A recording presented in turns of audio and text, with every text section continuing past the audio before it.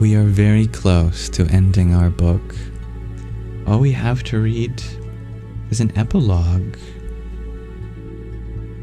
and some information about the author and the lineage from which he comes spiritually.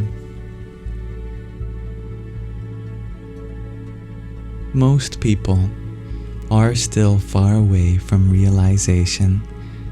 In this book, I have described the path to the self. However, I would like to recommend to readers not to perform the practices and techniques immediately, but to first read the entire book carefully and repeatedly. This allows a deeper understanding of the significance, function, and effects of the individual chakras to be gained. The path of Kundalini Yoga should only be commenced under the instruction and guidance of a realized master where possible, because otherwise one can easily go astray. The instruction of the master happens through the mantra given to the disciples, as well as through yoga techniques and kriyas.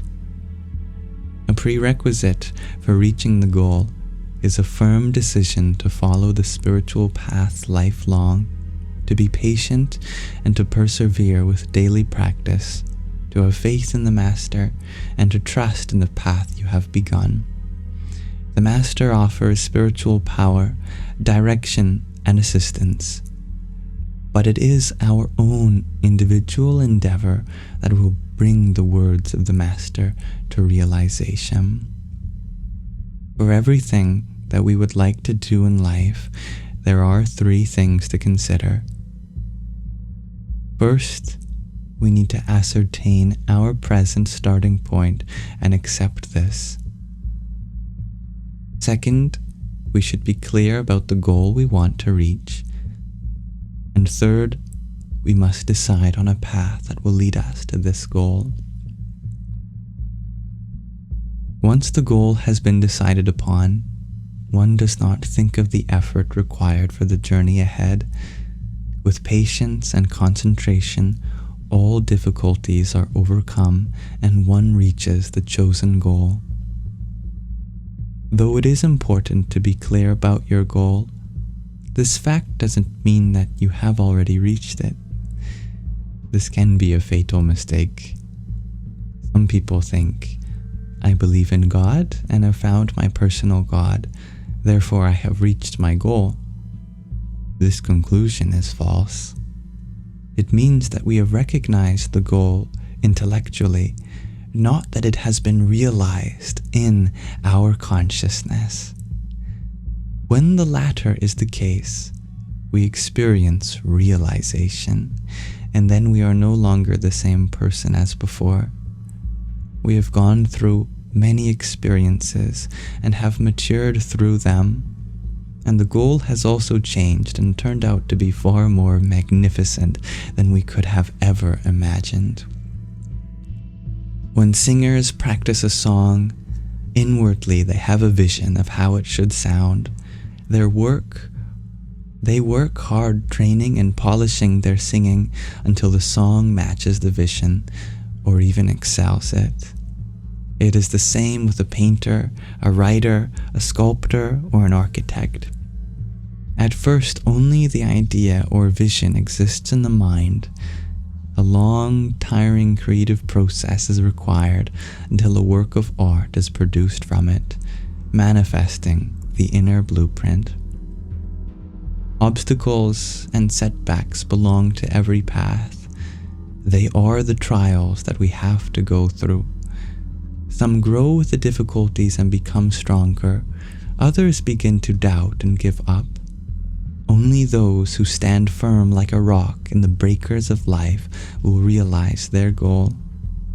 Recognize your goal and work with determination and concentration towards it.